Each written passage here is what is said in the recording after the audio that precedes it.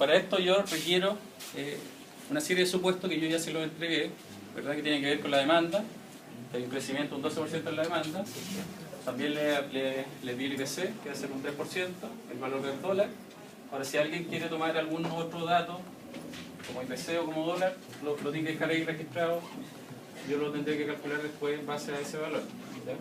Pero el crecimiento en demanda sí tienen que respetarlo, ¿okay? Entonces, en definitiva, cuando uno analiza el crecimiento en demanda, se refiere a todas esas cuentas que tienen gastos variables. Porque esas cuentas, en definitiva, son las que van a tener un aumento en demanda. Como yo estoy presupuestando un aumento en demanda, entonces tengo que sumarle al presupuesto 2013, el cierre de 2012 le sumo el 12% que va a ser el incremento en demanda. Y ahí automáticamente tengo ese valor. Adicional a eso, también podría agregarle algún gasto de IPC. ¿Ya? Eso forma parte de los criterios que ustedes tienen que utilizar. Otro tema importante,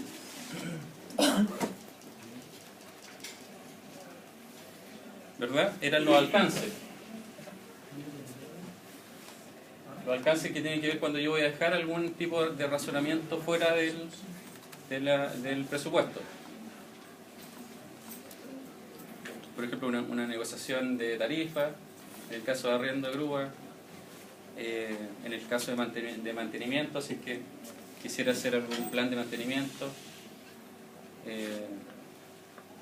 por ejemplo en las cuentas de depreciaciones, algún tipo de inversiones que a lo mejor no están autorizadas, ¿ya? Ahí utilicen ustedes el supuesto.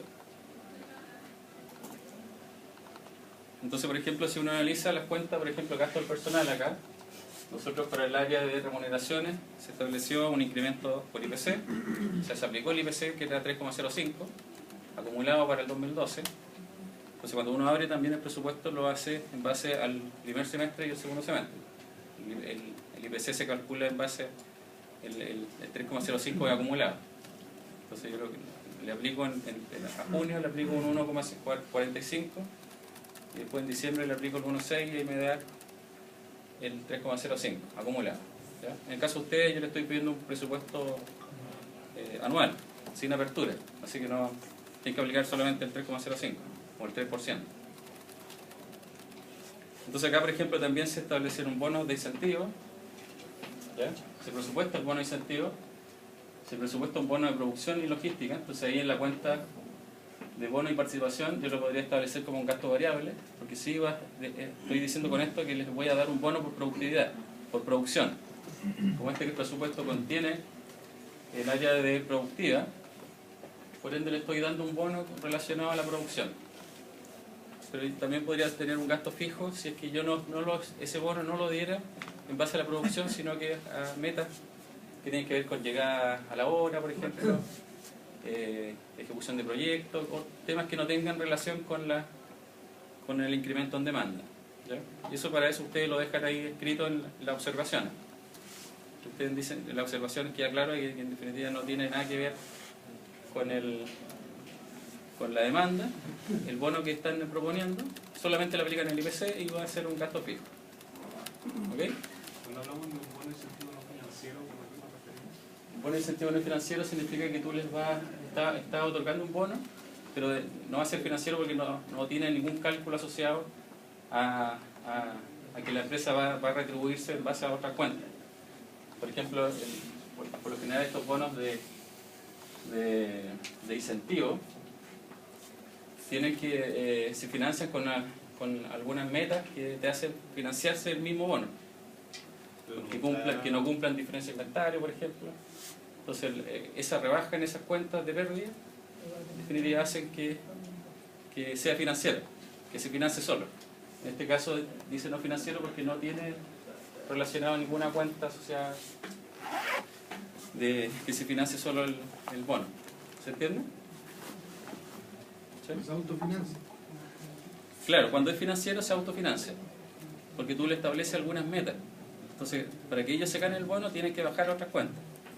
Por ejemplo, si yo les diera un bono no financiero relacionado al área de mantención, donde ellos gastan mucho en reparación de palets, más de 50 millones de pesos en reparación de palets, y la meta es que bajen un 50% en reparación, ellos se ganan un bono de 30% del sueldo base, por ejemplo. En definitiva, se está financiando solo porque en definitiva tiene la meta asociada a la disminución en reparación de palos. A eso se refiere. ¿Ya? Por ejemplo, acá en remuneraciones hay supuestos que tienen que ver, por ejemplo, con vacantes. Ellos parten de la base que tienen vacantes en las distintas plantas y están presupuestando un aumento en dotación. Entonces dice, oye, yo presupuesto 56 millones de pesos porque tengo vacantes que tengo que cubrir para este crecimiento en demanda, tanto en la planta de Los Espejos como en la planta de Vespucio. Y esto que quedó afuera, que tiene que ver con un plan de renta.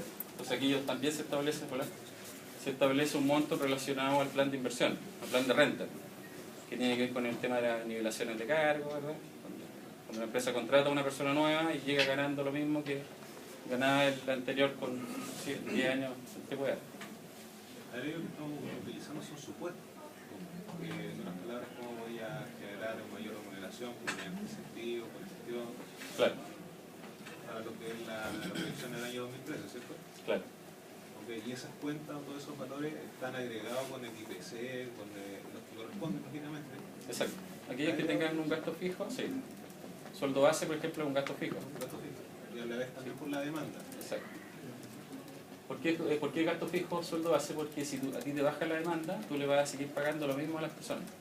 Pero no así, por ejemplo, hora extra, que podría ser variable si es que yo establezco que en definitiva la hora extra se paga en base al aumento en demanda. ¿Okay? Pero en definitiva ese efecto se paga en mano de obra externa, porque la variabilidad de la demanda se cubre con mano de obra externa. Te sube la demanda, tú vas a contratar mayor mano de obra externa. Esa sí es una cuenta netamente variable. Si baja la demanda, deja de contratar la mano de obra externa. Por eso es mano de obra externa, si no sería parte de la dotación.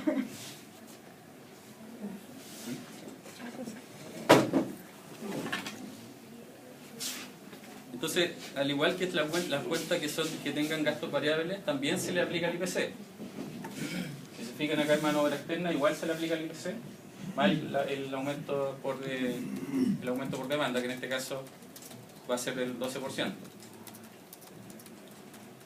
¿Ya? Entonces,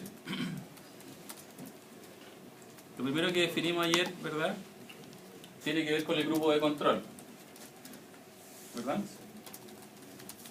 ¿Qué era relacionado al grupo de control? ¿Alguien me puede decir?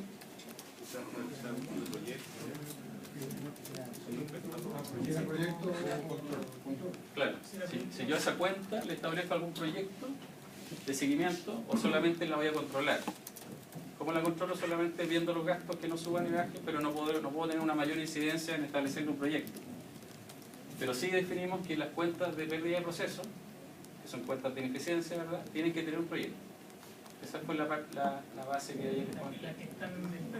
Profe, si vemos una cuenta donde ya ha habido un cambio importante entre los 2 primeros años, ¿sería control solamente? Sí, claro, si hay una cuenta que no es de pérdida, pero ya tuvo una baja importante sobre un 60-70%, tú podrías partir de un proyecto, de una base que hubo una negociación, claro, un proyecto. Ahora habría que controlarlo. Exacto. ¿Ya?